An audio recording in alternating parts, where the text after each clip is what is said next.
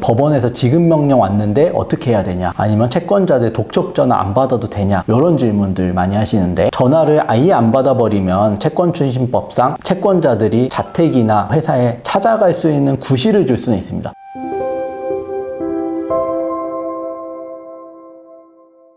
끝까지 싸워서 이기겠습니다. 젠틀한 싸움딸 유익상 변호사입니다. 개인회생 파산 업무 진행하다 보면은 의뢰인분들께서 항상 물어보시는 질문들이 있어요. 그래서 오늘은 저희 사무실 기준으로 가장 많이 물어보시는 질문 7가지 사항에 대해서 말씀드릴 테니까 오늘 영상 끝까지 시청해 주시면 많은 도움 되실 것이라 생각됩니다. 첫 번째로 사건 언제 접수되나, 금지명령 언제 나오나인데요. 사건 언제 접수되는지, 금지명령 언제 나오는지는 개인회생 절차 관련한 영상에서 이미 자세하게 설명드린 적은 있어요. 결론부터 말씀드리면 부채증명서가 발급된 이후에 사건 접수되고 금지명령도 나오는데, 접수되는 거는 평균적으로 한 2주에서 3주 정도 걸린다라고 보시면 될 것 같고, 금지명령 같은 경우는 사건이 접수되고 보통 3일에서 5일 정도 법원에서 나오는 게 평균적이다, 이렇게 보시면 될 것 같습니다. 다만 금지명령의 경우 광주지방법원에 사건 접수하시는 분들은 금지명령 나올 가능성이 높지는 않다라는 점도 참고하시면 좋을 것 같습니다. 두 번째로는 개인회생 파산하면 불이익이 없는가라는 부분인데요. 결론부터 말씀드리면 개인회생은 불이익이 없다라고 말씀드릴 수 있을 것 같은데, 신용상의 불이익은 당연히 있죠. 예를 들어서 대출을 받을 수 없다거나, 신용카드를 사용하지 못한다거나, 그다음에 업무와 관련된 보증보험을 발급받지 못한다거나, 이런 불이익은 있을 수는 있는데, 한 번만 더 생각을 해보면 돈을 못 갚아서 연체가 시작되고, 그러면 신용등급이 떨어지면 어차피 대출도 당연히 안 나올 거고 카드 사용도 정지될 거잖아요. 그러면 이거는 내 채무 상태, 신용 상태가 안 좋아졌기 때문에 필연적으로 붙는 불이익인 거지, 개인회생의 불이익이라고 말씀드릴 수는 없을 것 같아요. 파산은 불이익이 없냐라고 말씀하시는데, 기본적으로 파산도 개인회생하고 크게 다르지는 않다. 다만 신분상의 불이익은 있는데, 파산을 선고받고 면책을 받지 않는 상황에서는 파산자로 남게 됩니다. 그럼 파산자로서의 불이익은 뭐가 있는지 말씀을 드리면, 직업신분상의 불이익인데 민법상 후견인이나 유언집행자가 될 수 없음. 변호사, 법무사, 공인회계사, 공인노무사, 관세사, 변리사, 감정평가사, 공무원, 장교, 부사관, 경찰, 교원 등 결격사유, 그다음에 식품 관련 영업허가, 건설 폐기물 처리업 허가, 담배 소매업 지정, 개인 택시 등 여객 자동차 운송사업 면허 등록, 자동차 운송사업 허가, 학원의 설립 및 운영 등록, 보험 설계사, 세무사 등록, 주류 판매업, 건설업, 주택건설사업, 골재 채취업, 대부업 등 등록의 결격사유. 여기에 해당되는 분들은 면책이 안 되면 파산자의 지위에서는 이런 신분상의 불이익이 있다라고 말씀드릴 수 있을 것 같고, 번외로 말씀을 드리면 여기 중에 전문직인데 없는 직업이 있어요. 의사, 한의사, 치과의사, 간호사는 없죠. 의료법상 원래 있었는데 몇 년 전에 개정이 되어서 파산하더라도 의사 하시는 데는 또 전혀 진영이 없습니다. 세 번째로는 채권자 집회하면 뭐 하는 거냐, 채권자들이 출석해서 난리치는 거 아니냐, 아니면 판사한테 혼나고 오는 거 아니냐,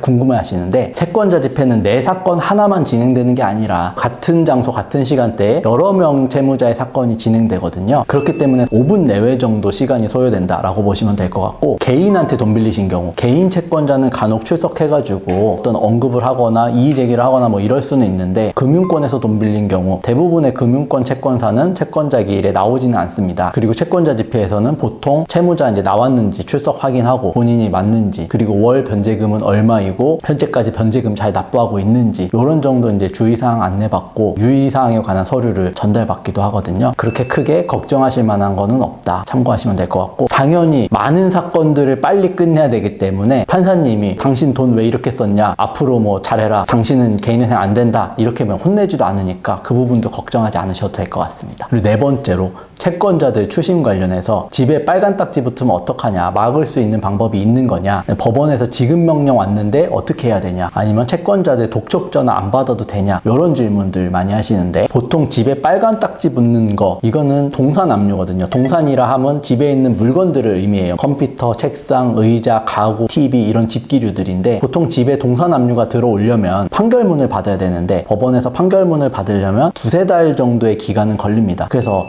연체가 2-3달 정도 되지 않으신 분들이라면 크게 걱정하실 만한 사항은 아니에요. 물론 이론적으로는 가압류를 해서 집행을 들어올 수는 있겠지만, 동산에 대한 가압류를 하기 위해서는 채권자가 법원에 일정 금액을 공탁해야 되기 때문에 현실적으로 잘 하지는 않고 있어요. 그래서 연체가 오래되지 않으신 분들, 그리고 법원에서 어떤 소장이라든지 지급명령 관련 서류를 받으신 분들이 아니라면 크게 걱정하지 않으셔도 된다 말씀드릴 수 있을 것 같고, 그 다음에 채권자들이 연체가 시작되면 독촉 전화를 하게 되는데, 변호사 사무실에 사건을 맡겼으니 이제 나한테 연락하지 말고 변호사 사무실로 연락을 하라 라고 하면은 1금융권이라든지 카드사 같은 경우는 독촉 주심 연락이 상당 부분 줄어드는 측면도 있습니다. 그리고 문자 같은 경우는 크게 응답하시거나 하실 필요 없고 그냥 받고 무시하셔도 상관없고요. 다만 이제 전화 자체도 차단하고 안 받으면 안 되냐 묻는 분들도 계시는데, 전화를 아예 안 받아버리면 채권추심법상 채권자들이 자택이나 회사에 찾아갈 수 있는 구실을 줄 수는 있습니다. 찾아오는 경우가 흔치는 않지만 그렇다 하더라도 구실을 줄 수가 있기 때문에 아예 안 받기보다는 일상생활에 지장을 주지 않는 선에서 적절히 받는 정도로 하시면 될 것 같습니다. 그리고 5번째로 전세자금 대출 관련인데, 전세계약 연장 가능하냐, 그다음에 전세금 돌려받을 수 있는 거냐, 이 부분도 궁금해하세요. 전세 대출을 담보대출로 받은 건지 아니면 명칭은 전세대출이지만 신용대출로 받으신지에 따라서 좀 달라지거든요. 보통 담보대출을 받으신 경우라면은 질권이 설정되어 있거나 채권 양도 계약이 체결되어 있어서 전세 기간이 끝나면 전세보증금을 집주인이 은행에 바로 지급하게 될 가능성이 높아요. 그래서 계약 기간까지 거주하시고 계약 기간 이후에는 퇴거하셔야 될 가능성이 높다